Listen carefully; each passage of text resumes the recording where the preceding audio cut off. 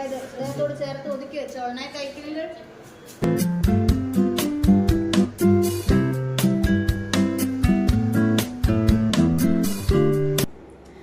Hi friends, അപ്പോൾ ഇന്നത്തെ video എന്ന് പറയുന്നത് എനിക്ക് ഒരു സർജറി കഴിഞ്ഞിട്ടുണ്ടായിരുന്നു. അപ്പോൾ അതിനെ പറ്റിയുള്ളൊരു വീഡിയോ ആണ്. എനിക്ക് എന്തിൻ്റെ സർജറി ആണെന്നും പിന്നെ ഞാൻ അനുഭവിച്ച ബുദ്ധിമുട്ടുകൾ, അപ്പോൾ ഇതൊക്കെ പറയുന്നൊരു വീഡിയോ ആണ്. അപ്പോൾ എനിക്ക് ഈ സർജറി ചെയ്യാൻ കാരണം, ഞാൻ പ്രഗ്നൻ്റ് ആകുന്നതിനൊക്കെ മുമ്പ് ഒരിക്കൽ പ്രഗ്നൻസി റിലേറ്റഡ് ആയിട്ടുള്ള ഒരു സ്കാൻ ചെയ്യാനായിട്ട് എനിക്ക് ഡോക്ടർ പറഞ്ഞിട്ടുണ്ടായിരുന്നു. അങ്ങനെ ഞാൻ സ്കാൻ ചെയ്യാൻ പോയപ്പോഴത്തേക്കും സ്കാൻ ചെയ്യുന്ന അവർ ചോദിച്ചു, വയറുവേദനയാണോ എന്ന് ചോദിച്ചു. അപ്പോൾ ഞാൻ പറഞ്ഞു അല്ല, ഇതുപോലെ ഗൈനക്ക് പറഞ്ഞിട്ട് വന്നതാണെന്ന് പറഞ്ഞു. അപ്പോഴത്തേക്കും പറഞ്ഞു അല്ല, ഇതുപോലെ ഗാൽ ബ്ലാഡറിൽ ഒരു സ്റ്റോൺ കാണുന്നുണ്ട്, 7 mm എന്തോണ് അതിൻ്റെ വലിപ്പം. അപ്പോൾ അതുകൊണ്ടാണ് ചോദിച്ചത് വയറുവേദന ആണോ എന്ന്. അപ്പോൾ ഞാൻ പറഞ്ഞു അങ്ങനെയുള്ള പ്രശ്നങ്ങളൊന്നും ഇല്ല, ഇത് ഗൈനക്ക് പറഞ്ഞിട്ടാണ് ഈ സ്കാൻ ചെയ്യുന്നതെന്ന് ഞാൻ അവരുടെ അടുത്തെന്ന് പറഞ്ഞു. അതിനുശേഷം ഒരു 1 വീക്കൊക്കെ കഴിഞ്ഞപ്പോഴത്തേക്കും ഞാൻ എന്ത് ചെയ്തു, ഒരു ദിവസം നൈറ്റ് ജോലിയൊക്കെ കഴിഞ്ഞ് കിടക്കാനായിട്ട് വന്ന സമയത്ത് എനിക്ക് ഭയങ്കര ബാക്ക് പെയിൻ. ഈ ബാക്ക് പെയിനെ പറ്റി പറയുകയാണെങ്കിൽ എനിക്ക് ഇതിനു മുമ്പും ബാക്ക് പെയിൻ വന്നിട്ടുണ്ട്, പലതവണ എനിക്ക് ഇതുപോലെ വന്നിട്ടുണ്ട് കേട്ടോ, നല്ല ശക്തമായിട്ടുള്ള നടുവേദന. പക്ഷെ അന്നൊന്നും ഞാൻ ഡോക്ടറിനെ കാണിച്ചിരുന്നെങ്കിലും അവർ പറഞ്ഞു കുറച്ച് എക്സസൈസൊക്കെ ചെയ്ത് വണ്ണം കുറയ്ക്കണം, പിന്നെ ഒരു പെയിൻ കില്ലർക്ക് തന്നിട്ടുണ്ടായിരുന്നു. അപ്പോൾ തൽക്കാലം ഒരു ആശ്വാസമുണ്ട്. അതിങ്ങനെ കണ്ടിന്യൂസ് ആയിട്ട് എന്ന് വെച്ചാൽ ഒരു 3-4 ദിവസം വരെ അങ്ങനെ നീണ്ടു നിൽക്കുന്നൊരു വേദനയല്ല. ഒരു ദിവസം വന്നു കഴിഞ്ഞാൽ പിന്നെ എന്തെങ്കിലും അങ്ങനെയൊക്കെയാണ് എനിക്ക് വന്നു പോകാറ് നടുവേദന. പക്ഷേ ഇതെനിക്ക് ഈ സ്കാനിങ് ഒക്കെ കഴിഞ്ഞതിന് ശേഷം 1 വീക്ക് കഴിഞ്ഞ് എനിക്ക് നല്ല ശക്തമായിട്ടുള്ള നടുവേദന വന്നു. അപ്പോൾ ഞാൻ അന്ന് ഇത്തിരി വീട്ടിലൊക്കെ ജോലി ഉണ്ടായിരുന്നു, എൻ്റെ റിലേറ്റീവ്സൊക്കെ വീട്ടിലുണ്ടായിരുന്നു. അപ്പോൾ അതൊക്കെ കഴിഞ്ഞ് ഈ ജോലി ചെയ്തതിൻ്റെയൊക്കെ ബാക്ക് പെയിൻ ആകുമെന്ന് ഞാൻ വിചാരിച്ചു. അതുകൊണ്ട് തന്നെ ഈ ഓയിൽമെൻ്റൊക്കെ പുരട്ടിയാന്ന് കിടന്നു. പക്ഷേ ഈ വേദന ഒട്ടും നിൽക്കുന്നില്ല. 12 മണിയായി, 2 മണിയായി, എന്നിട്ടും വേദന അസഹനീയമായപ്പോൾ ഞാൻ ചേട്ടൻ്റെ അടുത്ത് പറഞ്ഞു, ഇതുപോലെ എനിക്ക് നല്ല ബാക്ക് പെയിൻ, എനിക്ക് സഹിക്കാൻ പറ്റുന്നില്ല, എന്തായാലും ഡോക്ടറിനെ കാണിക്കാം എന്ന് പറഞ്ഞ് ഞങ്ങൾ ഇറങ്ങി. അപ്പോൾ എന്തായാലും പോകുന്ന വഴിക്ക് കഴിഞ്ഞ ആഴ്ച സ്കാൻ ചെയ്ത റിപ്പോർട്ടുണ്ടല്ലോ, അപ്പോൾ അതുമായിട്ട് ഞങ്ങൾ പോയി. അപ്പോൾ ഞാനത് എടുക്കില്ലായിരുന്നു. പക്ഷേ ഹസ്ബൻഡിനൊരിതുണ്ട്, നമ്മൾ ഹോസ്പിറ്റലിൽ പോകുമ്പോൾ എന്തെങ്കിലുമൊക്കെ റെക്കോർഡ്സൊക്കെ ഉണ്ടെങ്കിൽ അതൊക്കെ എടുക്കുന്നൊരു ശീലമുണ്ട്. അപ്പോൾ അതുകൊണ്ട് ഇങ്ങനെ പറഞ്ഞതാണ്, നീ ആ സ്കാനിങ് കൂടെ എടുക്കുക, എന്തായാലും നമ്മൾ ചെയ്തതല്ലേ എന്ന് പറഞ്ഞ് നമ്മൾ അതും കൂടെ എടുത്തുകൊണ്ട് ഇവിടെ ഗവൺമെൻറ് ഹോസ്പിറ്റലിലാണ് പോയത്, പാറശാല. അവിടെ പോയപ്പോഴത്തേക്കും ഡോക്ടർ പറഞ്ഞു, ഇത് നമുക്ക് മെഡിസിൻ ഇഞ്ചക്ഷൻ ഒന്നും ഇപ്പോൾ ചെയ്യാൻ പറ്റില്ല, എന്തായാലും നമുക്ക് സ്കാനൊക്കെ ചെയ്തിട്ട് എന്തെങ്കിലും സ്കാനിങ്ങിൻ്റെ റിപ്പോർട്ട് കാണിച്ചിട്ടുണ്ട്, എന്നാലും അത് സർജനെയൊക്കെ കാണിക്കണം, അല്ലാതെ നമ്മൾ തരത്തില്ല എന്നൊക്കെ പറഞ്ഞ് അങ്ങനെ അവരെനിക്ക് തന്നത് എനിക്ക് തോന്നുന്ന വേദനയ്ക്കുള്ള ഒരു മെഡിസിനും പിന്നെ ടാബ്ലറ്റാണ് എല്ലാം തന്നത്. പിന്നെ പാരസെറ്റമോൾ തന്നിട്ടുണ്ടായിരുന്നു, പിന്നെ വൊമിറ്റിംഗ് ഉണ്ടായിരുന്നു. എനിക്ക് ലാസ്റ്റ് നടുവേദന കൂടിയിട്ട് നടുവേദനയാണോ വയറുവേദനയാണോ എന്താണെന്ന് അറിയില്ല, അത്രയ്ക്ക് വേദന. അപ്പോൾ എനിക്ക് വൊമിറ്റിങ്ങും കൂടെ ലാസ്റ്റ് വന്നു. വൊമിറ്റിങ്ങും അവസാനം വയറ്റിൽ നിന്ന് പോകുന്നൊരവസ്ഥ. അപ്പോൾ അതിനുള്ള വൊമിറ്റിങ്ങിനുള്ള ടാബും കൂടെ തന്നു. അപ്പോൾ ഇതും വാങ്ങിയിട്ട് നമ്മൾ പോകുന്ന വഴിക്ക് എനിക്ക് ഛർദ്ദിക്കണം. അങ്ങനെ ഞാൻ ഛർദ്ദിക്കാനായിട്ട് ഒരു റോഡിലിറങ്ങി ടാബ്ലറ്റ് കഴിച്ചപ്പോഴാണ് ഛർദ്ദിക്കാൻ തുടങ്ങിയത്. കാരണം ഒന്നും അങ്ങോട്ട് കഴിക്കാനായിട്ട് വയ്യ. പിന്നെ നമ്മൾ വീണ്ടും ആ ഹോസ്പിറ്റലിൽ തന്നെ പോയി, അവർ വീണ്ടും നമ്മളെ മൈൻഡ് വെച്ചില്ല. അങ്ങനെ ഞാൻ പിന്നെ പറഞ്ഞു, എന്തായാലും നമുക്ക് പ്രൈവറ്റിൽ എവിടെയെങ്കിലും പോയി കാണിക്കാൻ, എനിക്ക് സഹിക്കാൻ വയ്യ. അങ്ങനെ ഞങ്ങൾ ഇവിടെ സരസ്വതി പ്രൈവറ്റിൽ കൊണ്ട് കാണിച്ചു.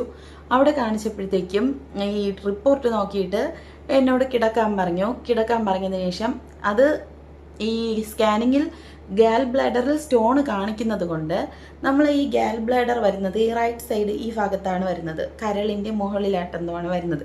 അപ്പോൾ അവിടെ നല്ല അമർത്തി, ഡോക്ടറാണെങ്കിൽ അവിടെ നല്ല രീതിയിൽ അമർത്തിയിട്ട് പെയിൻ ഉണ്ടോ എന്ന് ചോദിച്ചു. അപ്പോഴാണ് എനിക്ക് മനസ്സിലായത് ഈ പെയിന് സത്യത്തിൽ നടുവേദന അല്ല, ഈ വയറുവേദനയാണ് എനിക്ക് ഏറ്റവും കൂടുതൽ സഹിക്കാൻ പറ്റാത്ത പെയിനാണെന്ന് ഡോക്ടർ അമർത്തിയപ്പോഴാണ് മനസ്സിലായത്.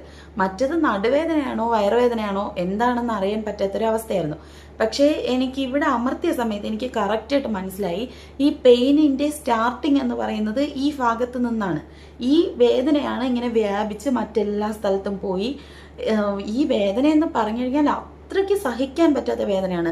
നമ്മൾ കിടന്ന് മറിഞ്ഞും തിരിഞ്ഞും എന്തൊക്കെ ചെയ്താലും ആ വേദന മാറില്ല. കൂടി കൂടി കൂടി ഇതിൻ്റെ വേദന എന്ന് പറയുന്നത് ഒരു 5-6 മണിക്കൂർ, ചില സമയങ്ങളിൽ എനിക്ക് 7-8 മണിക്കൂർ വരെ ഞാൻ വേദന സഹിച്ചിട്ടുള്ള ദിവസങ്ങളുണ്ട്. അപ്പോൾ ഇങ്ങനെ അന്ന് എനിക്ക് പെയിൻ കില്ലർ ലാസ്റ്റ് ഇഞ്ചക്ഷനൊക്കെ തന്നു. അതിനുശേഷം പറഞ്ഞു ഒരു സർജനെ കാണിക്കണം എന്നൊക്കെ പറഞ്ഞ് വിട്ടായിരുന്നു. അതിനുശേഷം ഞങ്ങൾ സർജനെ കണ്ടായിരുന്നു. നെയ്യാറ്റിങ്കര ഹോസ്പിറ്റലിൽ നമ്മൾ സർജനെയും കണ്ടു. അവിടുന്ന് നമുക്ക് ടാബ്ലറ്റ് തന്നു. ഈ ടാബ്ലൊക്കെ പോകുന്ന കല്ലാണ്, സ്റ്റോണാണ്, ഇച്ചിരി വലിപ്പം കുറഞ്ഞതല്ലേ, അപ്പോൾ സർജറി ഒന്നും വേണ്ട, ടാബ്ലറ്റ് എടുക്കാൻ പറഞ്ഞു.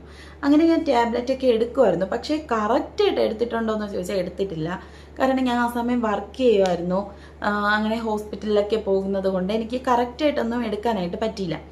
അപ്പോൾ ഞാനപ്പോൾ കിംസിലായിരുന്നു, ഫാർമസിയിൽ. അപ്പോൾ അവിടുത്തെ സാറിൻ്റെ അടുത്ത് പറഞ്ഞിട്ടുണ്ടായിരുന്നു ആയുർവേദത്തിലൊരു ഡോക്ടറുണ്ട് ട്രിവാൻഡ്രം, അവിടെ കാണിച്ചു കഴിഞ്ഞാൽ സർജറി ഒന്നും ഇല്ലാതെ നിനക്ക് ഈ കല്ല് പോകുമെന്ന് പറഞ്ഞിട്ടുണ്ടായിരുന്നു. പക്ഷെ നമ്മൾ അവിടെ പോയില്ല. പക്ഷെ അന്നേ സാറ് പറഞ്ഞതുപോലെ അവിടെ പോയിട്ടുണ്ടായിരുന്നെങ്കിൽ ചിലപ്പം ഈ കല്ല് പൊടിഞ്ഞു പോയേനെ. എന്തായാലും അത് കാണിച്ചില്ല. അപ്പോഴത്തേക്കും ഞാൻ അവിടെ 3 മാസം എനിക്ക് ഇന്റേൺഷിപ്പായിരുന്നു ഫാർമസിയിൽ. അത് കഴിഞ്ഞ് ഇറങ്ങിയപ്പോഴത്തേക്കും പിന്നെ ഉടനെ പ്രഗ്നൻ്റായി, മോളൊക്കെ ആയി. പിന്നെ എന്തായാലും ഒന്നും ചെയ്യാൻ പറ്റില്ല, സർജറിയോ ടാബൊന്നും എടുക്കാൻ പറ്റില്ല. അപ്പം ഞാൻ ഗൈനക്കിൻ്റെ അടുത്ത് പറഞ്ഞിട്ടുണ്ട് എനിക്കിങ്ങനെ കല്ലിൻ്റെ പ്രശ്നമുണ്ട്. അപ്പോൾ എന്നോട് ഡോക്ടർ പറഞ്ഞതെന്ന് വെച്ചാൽ ഓയിലിയൊക്കെ കുറച്ച് കൺട്രോൾ ചെയ്ത് ചിക്കനൊക്കെ ഒന്ന് അളവ് കുറച്ച് കഴിച്ചാൽ മതി. പക്ഷേ ആ സമയത്ത് എനിക്ക് എന്തോ ദൈവഭാഗ്യം കൊണ്ട് ഈ ചിക്കനൊക്കെ ഭയങ്കര വെറുപ്പായിരുന്നു. ചിക്കൻ, ബീഫ്, ഇങ്ങനെ മീറ്റ്സിൻ്റെ ഒരു സംഭവങ്ങളും ഞാൻ കഴിക്കില്ലായിരുന്നു. അതുകൊണ്ട് തന്നെ ആയിരിക്കും എനിക്ക് പ്രഗ്നൻസിയിൽ ഉടനീളം എനിക്ക് ഇതുവരെ ഇതിൻ്റെ പെയിൻ വന്നിട്ടില്ല. അങ്ങനെ എന്ത് ചെയ്തു. പിന്നെ കിംസിൽ ഞാൻ നിന്ന സമയത്ത് എനിക്ക് ഫാർമസിയിൽ വെച്ച് ഒരു ദിവസം പെയിൻ വന്നിട്ടുണ്ടായിരുന്നു. അപ്പോഴാണ് അവിടുത്തെ സാറ് പറഞ്ഞത് നീ ആയുർവേദത്തിൽ കാണിക്കുന്ന സാറ് പറഞ്ഞിട്ടുണ്ടായിരുന്നു. അങ്ങനെ അതെനിക്ക് വലിയ പെയിനല്ല, വൊമിറ്റിംഗ് ആയിരുന്നു കൂടുതൽ. പിന്നെ ഒരുമാതിരി എന്തോ പോലെയൊക്കെ അസ്വസ്ഥതയൊക്കെ തോന്നി. അങ്ങനെ ഒരു ഇതാണ് എനിക്ക് അന്ന് വന്നത്. പിന്നെ അതിനുശേഷം പ്രഗ്നൻ്റായി. പ്രഗ്നൻസിയിലൊന്നും എനിക്ക് ഈ പെയിൻ വന്നിട്ടില്ല. അവസാനം കുഞ്ഞിനെ ഡെലിവറിയൊക്കെ കഴിഞ്ഞ് അതിനുശേഷം കുഞ്ഞിൻ്റെ നൂലുകെട്ടിൻ്റെ തലേ ദിവസം എനിക്ക് രാവിലെ തുടങ്ങിയ പെയിനാണ്. തലേ ദിവസം രാവിലെ എനിക്ക് 10 മണിയൊക്കെ ആയപ്പോഴത്തേക്കും ഞാൻ ഈ പെയിന് കൊണ്ടാണ് ഞാൻ എണീക്കുന്നത് തന്നെ. അപ്പോൾ എണീറ്റിട്ട് എനിക്ക് സഹിക്കാൻ പറ്റാത്ത നടുവേദന. എനിക്ക് ഫസ്റ്റ് നടുവേദനയാണ് തുടങ്ങുന്നത്. ഇത് പലർക്കും പല സിംറ്റംസാണ്. ചിലവർക്ക് നടുവേദന, ചിലവർക്ക് വയറുവേദന. എനിക്ക് നടുവേദനയും വയറുവേദനയും, പിന്നെ അത് കൂടുമ്പോഴത്തേക്ക് വൊമിറ്റിംഗ് ഉണ്ടാകും. അങ്ങനെ ചിലവർക്ക് എന്ന് വെച്ചാൽ ഗ്യാസിൻ്റെ പ്രോബ്ലംസ് ഒക്കെയാണ് ഉണ്ടാകാറ്. അപ്പോൾ ഗ്യാസ് എന്ന് വിചാരിച്ച് കൊണ്ട് നടക്കും. പക്ഷേ യഥാർത്ഥത്തിൽ ഈ ഒരു സംഭവം ഗാൽ ബ്ലാഡറിൽ പിത്താശയത്തിൽ കല്ല് ഉള്ളവർക്കാണ് ഇത് വരാറ്. ഇങ്ങനെ ഡൗട്ടുള്ളവർ എന്തായാലും ഒരു സ്കാൻ ചെയ്യുന്നത് നല്ലതായിരിക്കും. അപ്പോൾ എനിക്ക് അന്ന് നൂലുകെട്ടിൻ്റെ തലേ ദിവസം ഇതുപോലെ രാവിലെ തുടങ്ങിയ നടുവേദന. ഉച്ചയായിട്ട് അന്ന് പിന്നെ നല്ല തിരക്കായതുകൊണ്ട് എനിക്ക് ബാങ്കിലൊക്കെ പോകേണ്ട കാര്യങ്ങളുണ്ടായിരുന്നു. അപ്പോൾ ഞാൻ ബാങ്കിലൊക്കെ പോയപ്പോഴത്തേക്ക് എനിക്ക് എപ്പോഴും ഓർമ്മയുണ്ട് ഞാൻ നടുവേദന സഹിച്ചിരിക്കുമായിരുന്നു. പിന്നെ വീട്ടിൽ വന്നപ്പോഴത്തേക്കും ഫംഗ്ഷൻ്റെ എല്ലാ പരിപാടീസൊക്കെ നടക്കുന്നുണ്ടായിരുന്നു. എനിക്കതിലൊന്നും ശ്രദ്ധിക്കാനോ എൻജോയ് ചെയ്യാനോ ഒന്നും പറ്റുന്നില്ല. എനിക്ക് വയറുവേദന കൊണ്ട് ഇരിക്കാനും പറ്റുന്നില്ല, എൻജോയ് ചെയ്യാനും പറ്റുന്നില്ല, ചിരിക്കാനും പറ്റുന്നില്ല. അങ്ങനെയൊക്കെ ഉള്ളൊരവസ്ഥയായിരുന്നു കേട്ടോ. അങ്ങനെ ഞാൻ ഒരു ബാമുണ്ട് പെയിനിനുള്ള, അത് പുരട്ടി പക്ഷെ അതൊന്നും ഇട്ടിട്ട് ഒരു കാര്യമില്ല, ഈ പെയിൻ കുറയത്തേ ഇല്ല. അങ്ങനെ ഞാൻ ലാസ്റ്റ് രാത്രിയായി. അപ്പോൾ പിറ്റേ ദിവസത്തേക്കുള്ള സാരിയുടെ ബ്ലൗസിലൊക്കെ എനിക്ക് സ്റ്റോണൊക്കെ ഇട്ടിക്കണേ ഉണ്ടായിരുന്നു. അപ്പോൾ അതൊക്കെ ഞാൻ ഈ വേദന എടുത്ത് എന്നെ ഒട്ടിച്ചൊട്ടിച്ച് പിന്നെ അവസാനം ബലൂണൊക്കെ പെരുക്കാനായിട്ടുണ്ടായിരുന്നു ഡെക്കറേഷൻസിന്. അങ്ങനെ അതിലൊന്നും എനിക്ക് എൻജോയ് ചെയ്യാൻ പറ്റിയില്ല, എനിക്ക് ഈ പെയിൻ. അപ്പോൾ ഹസ്ബൻഡ് ഇവിടെ ചേട്ടൻ്റെ വീട്ടിലായിരുന്നു, ഞാൻ എൻ്റെ അമ്മയുടെ വീട്ടിലായിരുന്നില്ലേ, പ്രസവിച്ച് അവിടെയല്ലേ നിൽക്കുന്നത്. അപ്പോഴത്തേക്കും ചേട്ടൻ ഇവിടെ ആയിരുന്നു. അപ്പോൾ ഞാൻ ഫോൺ വിളിച്ചപ്പോഴത്തേക്കും ചേട്ടന് നല്ല ടയേർഡായിട്ട് ഉറങ്ങിയിട്ടുണ്ടായിരുന്നു. അങ്ങനെ ഒരു 2 മണിയൊക്കെ ആയപ്പോഴത്തേക്ക് എനിക്ക് നല്ല പെയിനായിട്ട് ഞാൻ വിളിച്ചിട്ട് പറഞ്ഞു എനിക്ക് ഒട്ടും പറ്റുന്നില്ല, ചേട്ടൻ വരണമെന്ന് പറഞ്ഞു. അങ്ങനെ പിന്നെ ചേട്ടൻ കാറുമായിട്ട് വന്നു. നമ്മൾ നേരെ സരസ്വതിയിൽ പോയി 2-3 ഇഞ്ചക്ഷൻ ഇട്ടിട്ടും എനിക്ക് പെയിൻ മാറുന്നില്ല. അവസാനം പിന്നെ വീണ്ടും ഒരു പെയിൻ കില്ലറൊക്കെ ഇട്ട് അതിനുശേഷം ട്രിപ്പും കൂടെ ഇട്ട് ഞാൻ ടയേർഡായല്ലോ, ഛർദ്ദിക്കുകയൊക്കെ ചെയ്തു. പിന്നെ ട്രിപ്പും കൂടെ ഇട്ടതിന് ശേഷം പിറ്റേ ദിവസം 7 മണിയായപ്പോഴാണ് പിന്നെ ഞാനൊന്ന് കിടന്നുറങ്ങി. അതിനുശേഷം 7 മണിക്കാണ് എനിക്ക് ഓർമ്മ തന്നെ വന്നത്. അതിനുശേഷം പിന്നെ ഒരു 7:30 വീട്ടിലേക്ക് എത്തി. 8-9 മണിക്ക് എന്തോ ആയിരുന്നു വാവയുടെ ഫംഗ്ഷൻ വെച്ചിരുന്നത്. പിന്നെ ഞാൻ പെട്ടെന്ന് ഒരുങ്ങി റെഡിയായി ഫംഗ്ഷൻ അറ്റൻഡ് ചെയ്തു. പക്ഷേ പിന്നെ അതിനുശേഷം വീണ്ടും എനിക്കിങ്ങനെ 1 വീക്ക് ഇടവിട്ട് പിന്നീട് അതിനുശേഷം 3 ദിവസം കഴിഞ്ഞപ്പോൾ വീണ്ടും പെയിൻ വന്നു. അതുപോലെ രാത്രി മിക്ക ദിവസങ്ങളിലും ഇങ്ങനെ പെയിൻ വരാൻ തുടങ്ങി. പക്ഷെ പിന്നീട് ഞാൻ മനസ്സിലാക്കിയൊരു കാര്യമാണ്, ഈ പെയിൻ വരുന്നത് ഈ ഗാൽ ബ്ലാഡറിൽ സ്റ്റോൺ വന്നു കഴിഞ്ഞാൽ നമ്മൾ പെയിൻ വരാതിരിക്കാനായിട്ട് നമുക്ക് ചെയ്യാവുന്നത് ഈ ചിക്കൻ, ബീഫ്, മട്ടൻ, പിന്നെ പാല് ഞാൻ കുടിക്കാറുണ്ടായിരുന്നു.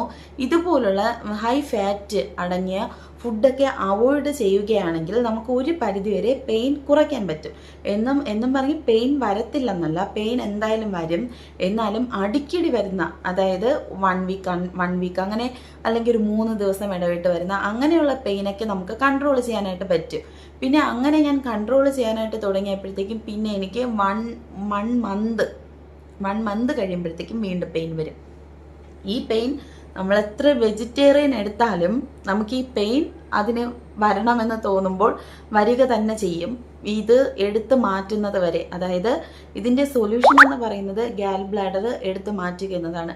പിന്നെ എനിക്കിങ്ങനെ വയറുവേദന കൂടിയതിനെ തുടർന്ന് വീണ്ടും ഒരു സ്കാൻ കൂടി ചെയ്തിട്ടുണ്ടായിരുന്നു. അതിൽ ഈ കല്ലിൻ്റെ വലിപ്പം എനിക്ക് 13 mm ആയി. 7 mm ആയിരുന്ന ആ സ്റ്റോണ് 13 mm വലിപ്പത്തിലായി.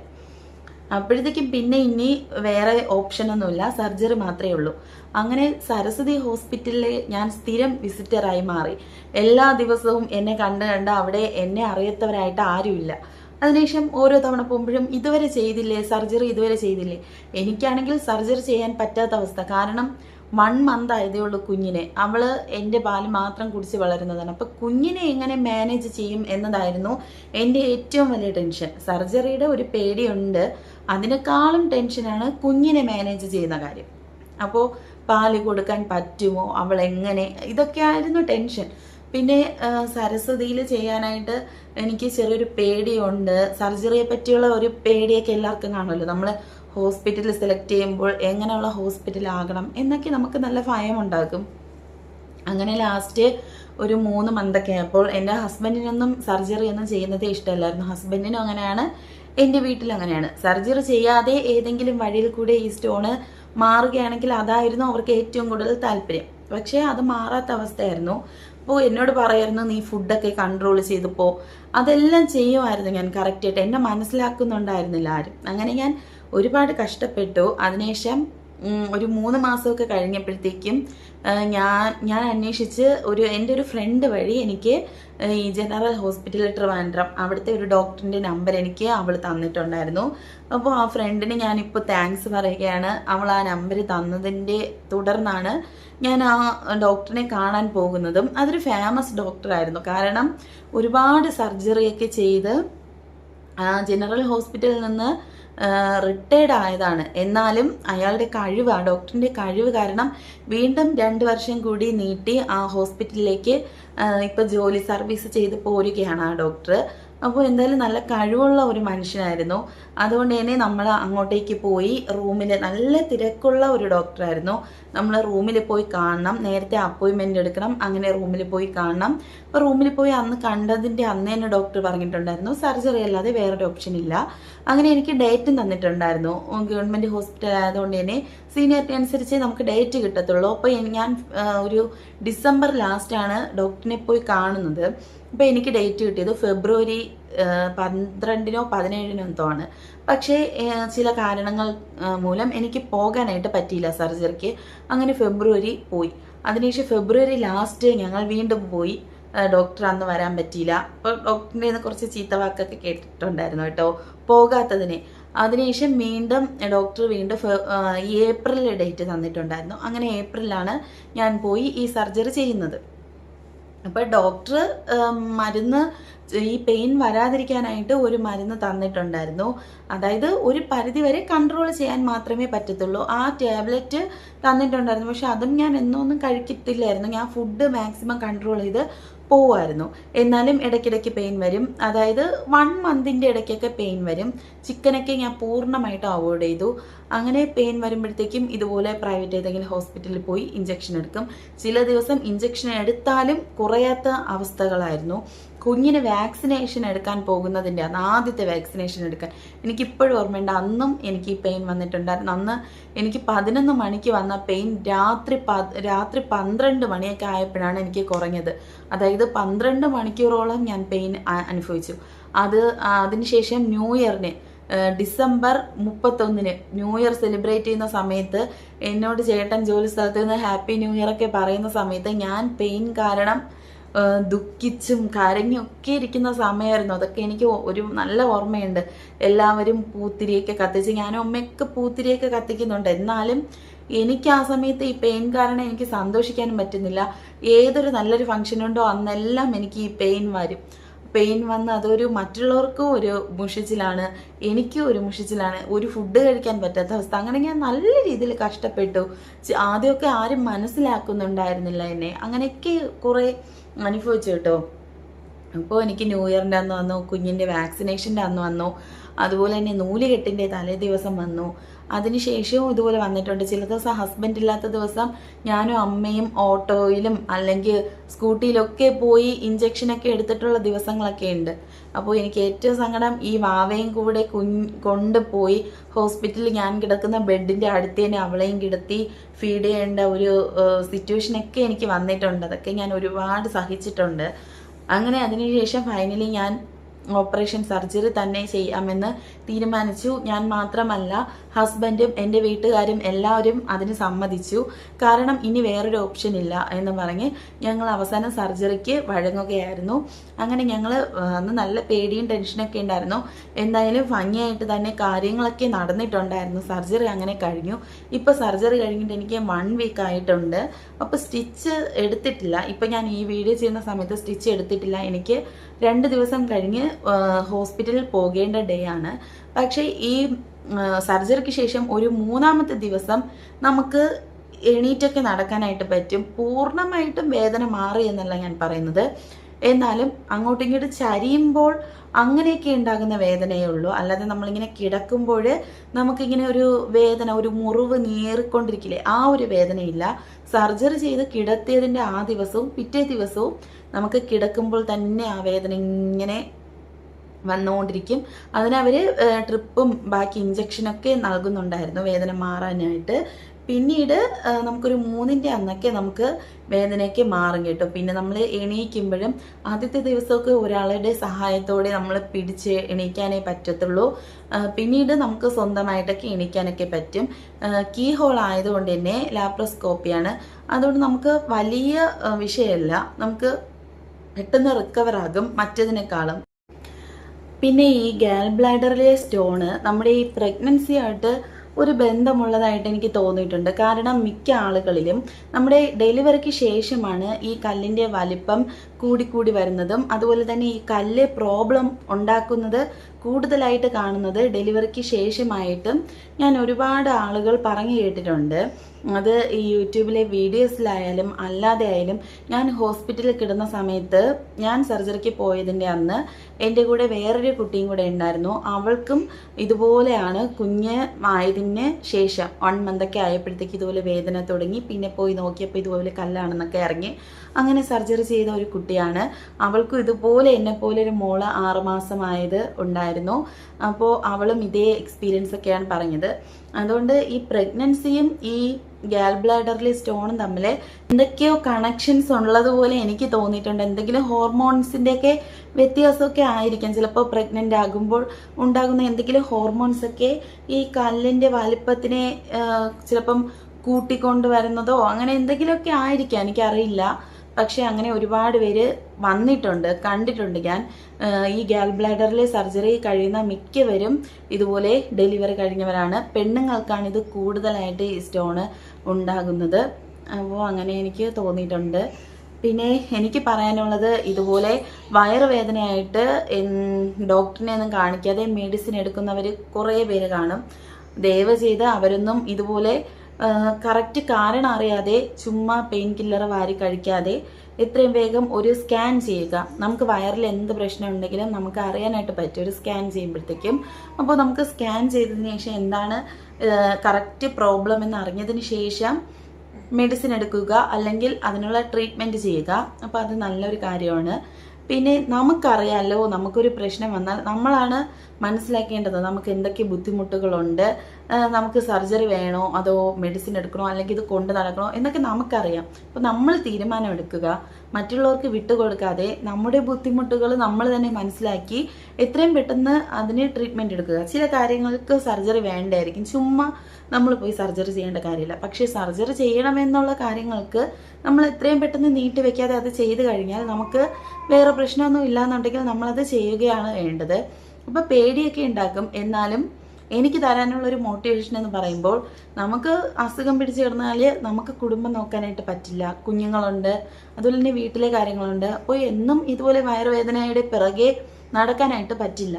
അപ്പോൾ എത്രയും പെട്ടെന്ന് നമുക്ക് സുഖമായി കഴിഞ്ഞാൽ വീട്ടിലെ കാര്യങ്ങളൊക്കെ നോക്കാം, നമുക്ക് നമ്മുടെ കാര്യങ്ങൾ നോക്കാം, കുഞ്ഞുങ്ങളുടെ കാര്യങ്ങൾ നോക്കാം, നമുക്ക് ലൈഫ് എൻജോയ് ചെയ്യാം.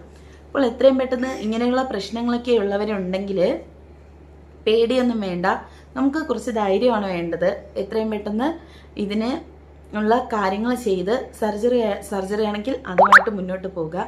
എൻ്റെ ഒരു അഭിപ്രായത്തിൽ ബ്ലാഡർ സ്റ്റോണിന് സർജറി അല്ലാതെ വേറൊരു ഓപ്ഷൻ ഇല്ല. ഇത് ഈ പിത്താശയം കേടാകുന്നതാണ് ഇതിൻ്റെ കറക്റ്റ് പ്രശ്നം എന്ന് പറയുന്നത്. പിത്താശയം കേടാവുകയാണ് ചെയ്യുന്നത്. അതിൻ്റെ കൂടെ ഒരു സ്റ്റോണും കൂടെ അതിനകത്തുണ്ട്. അപ്പോൾ അതിനെക്കൊണ്ട് ഇനി നമുക്ക് വേറെ ഫങ്ഷനൊന്നും ഇല്ല പിത്താശയം കൊണ്ട്. അതുകൊണ്ട് എത്രയും പെട്ടെന്ന് സർജറി ചെയ്ത് ആ പിത്താശയം മാറ്റുന്നതായിരിക്കും നല്ലത്. പിന്നെ ഒരു സങ്കടമൊക്കെ ഉണ്ട്, കാരണം ഇന്ന് എൻ്റെ ശരീരത്തിൽ പിത്താശയം ഇല്ലല്ലോ. അപ്പോൾ നമുക്ക് ഒരു ഡെലിവറി ഒക്കെ ആകുമ്പോഴത്തേക്കും ഒരു കുഞ്ഞിനെ നമുക്ക് കിട്ടും, ഒരു സർജറി നടന്നാലും ഒരു കുഞ്ഞിനെ നമുക്ക് കിട്ടും. എനിക്ക് പിന്നെ നോർമലായിരുന്നു ഡെലിവറി.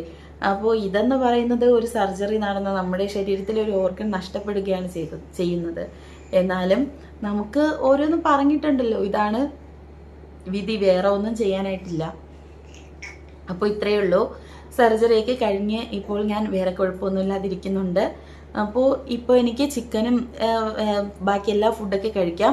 ഒരാഴ്ച സർജറി കഴിഞ്ഞ് 1 വീക്ക് അല്ലെങ്കിൽ 2 വീക്ക് നന്നായിട്ട് ശ്രദ്ധിക്കും, നല്ലതായിരിക്കും. ഞാൻ 1 വീക്കൊക്കെ കഴിഞ്ഞപ്പോഴത്തേക്കും ഞാൻ ചിക്കനൊക്കെ കഴിച്ചു തുടങ്ങി. എനിക്ക് വലിയ പ്രശ്നങ്ങളൊന്നും ഇല്ല, വേറെ പ്രശ്നമൊന്നും ഇല്ലാതെ ഇപ്പോൾ മുന്നോട്ട് പോയിക്കൊണ്ടിരിക്കുകയാണ്. അപ്പോൾ ഇനി ഒരു പ്രശ്നം ഉണ്ടാകാതിരിക്കട്ടെ എന്ന് ഈശ്വരനോട് പ്രാർത്ഥിക്കുന്നു. അപ്പോൾ ഇത്രയേ ഉള്ളൂ. എന്തെങ്കിലും ഈ ഒരു കാര്യത്തിനെ പറ്റി എന്തെങ്കിലും ഡൗട്ട് ഉണ്ടെങ്കിൽ നിങ്ങൾ കമൻറ്റിൽ ചോദിച്ചാൽ മതി. അപ്പോൾ ഇത്രയേ ഉള്ളൂ. എല്ലാവർക്കും വീഡിയോ ഇഷ്ടമായെങ്കിൽ ലൈക്ക് ചെയ്യണം, ഷെയർ ചെയ്യണം. ബായ്.